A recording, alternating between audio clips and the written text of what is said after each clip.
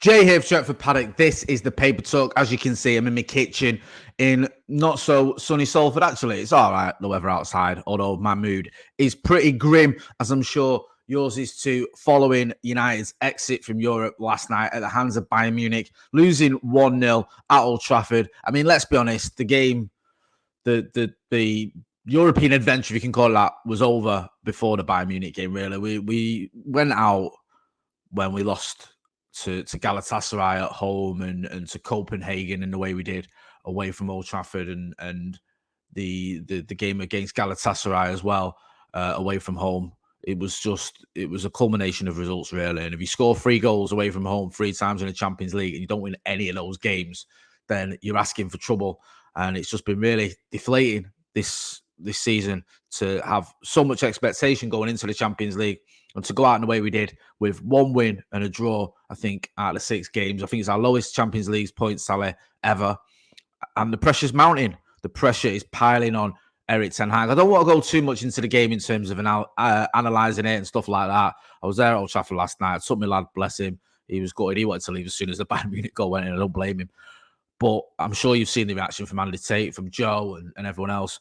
But yeah, just bitterly disappointed because going into this campaign, I thought we had a chance of doing something in the Champions League, of at least getting to the last stages. Don't forget, Erik ten Hag got to the semi-final with Ajax on a limited budget against some of Europe's top teams. So you think, why can't he do something similar with Manchester United? And just wasn't to be. And not getting out of the group is one thing, but not getting out of the group with 4 points is another.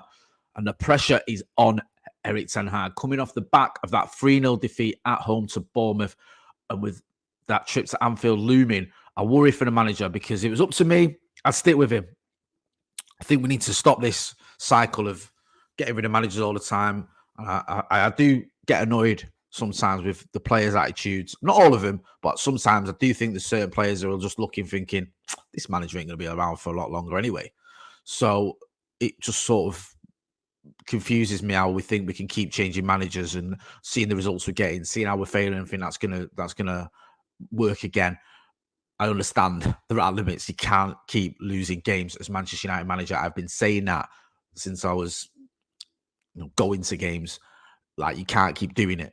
If you keep losing matches, or I doesn't say since I was going to games, since Sir Alex Ferguson retired, I should say, that makes more sense, and that's true. But if you keep losing matches as Manchester United manager, sooner or later you're going to get sacked. Whether you're Jose Mourinho, whether you're Louis van Gaal, whether you're Ole Gunnar Solskjaer, whether you're David Moyes, whether you're Erik ten Hag, you're going to lose your job. And that's the issue that Erik ten Hag has got. I'll get into some of the quotes, because a lot of the morning's news centers around the quotes last night. I don't usually do the analysis stuff where I quote players, because I think sometimes it doesn't do anyone any favors. But there's some quotes doing the rounds that I think are pretty fair. Scholes, he says, the big worry for me has got to be the centre forward. We can't create a chance. He scored 5 goals in the Champions League, but he's not scored a league goal. He hasn't had a chance tonight. I don't think he had a chance on Saturday. It's a big concern where goals are going to come from. You expect creativity from your wide players, Anthony and Garnacho, but they're quite selfish players. They're players who are looking up and thinking about scoring their own goals. From last year, they've not got Rashford, who was flying last year, and not being that type of form this year. I agree with that. I think with Garnacho and Anthony, their sort of main goal, or the main thought that they have, is to try and get their shot off. And I think with Garnacho, he's only a kid, and if people forget that, he's only 19. You can try and coach him a bit better. You can try and say, look, when there's a man in the box, you've got to try and pick him out. Anthony's another one who's youngish, but I see something in Garnacho. I don't see it in Anthony. I'll be honest with you. I think Garnacho's got a future. I don't think Anthony has. And I'll love it if he proves me wrong. But every time I watch him, he flatters to deceive. He really does. And his shooting is terrible, yet he still loves to shoot. He doesn't really assist. And his numbers, I keep going on about numbers, but his numbers for a player playing in an attack for Manchester United are absolutely disgusting. His numbers are just awful. I don't think has he even got a goal and assist this season? I think he went 5.5 months last season without a goal and assist in the Premier League. It's just not great. And he looks at his numbers at Ajax, they weren't brilliant. I think he had 8 goals and 4 assists, was it, in his last season before Erik ten Hag bought him, which is quite confusing to think why the manager knew him and bought him. But he does other stuff. He gets back defensively. He does get on the ball a lot. He does retain possession for a certain degree of time before he has a shot. But That's not enough for me. You've got to do better as a Manchester United attacker. And I honestly think you could go out and spend the amount of money we spent on him on almost any right winger and get a better one, but that's a different story. Stam worries for Ten Hag United, and I agree with this one. He says Ten Hag has got to be worried and thinking about what's going to happen now, because you can ban players, but it's also about man management, of course, and how to work with and handle players. There was the Ronaldo thing, the Sancho thing, Rafael Varane probably. I don't know if something's happened there. There's the thing with the press now, banning journalists from press conference. It doesn't work in your favour as a manager. You need to have peace and quiet. You don't want to pay too much attention to other things like the players and the press. You need to fully focus, and I don't think you want to talk about players or what players think about you as a manager. I worry a little bit for him, and that's why it would be good if he gets results.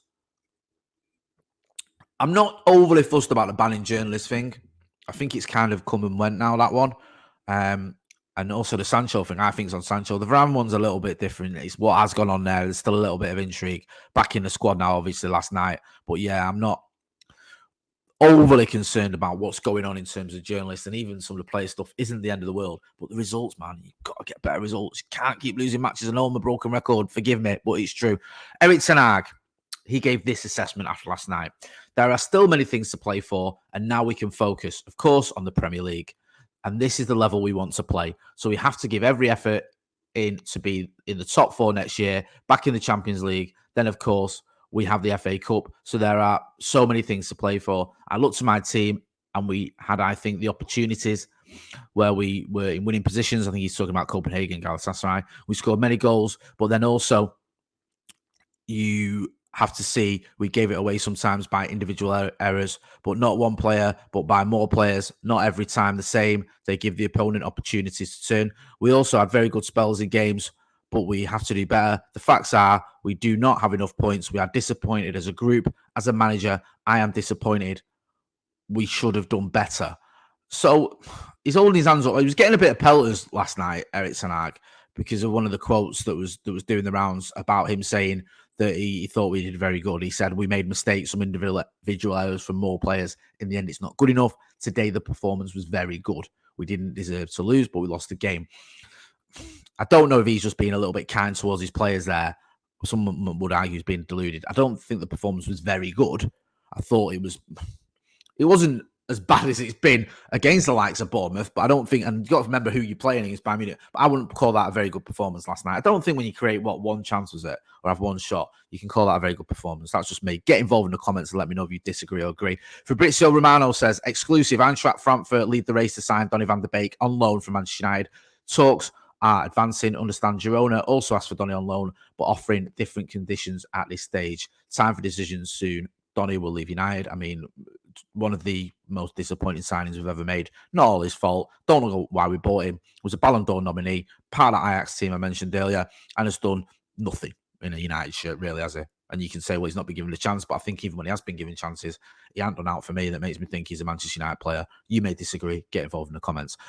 United are monitoring the Real Betis winger, Assane Diao, according to Team Talk, and this has come via the Evening News. He scored 4 goals in 15 appearances so far this season. He's 18 years old, and I think Liverpool are looking at him as well. So if we hear anything on that one, we'll keep you posted. I'm not going to sort of pretend I know anything about him and try and do some sort of half-baked scouting report.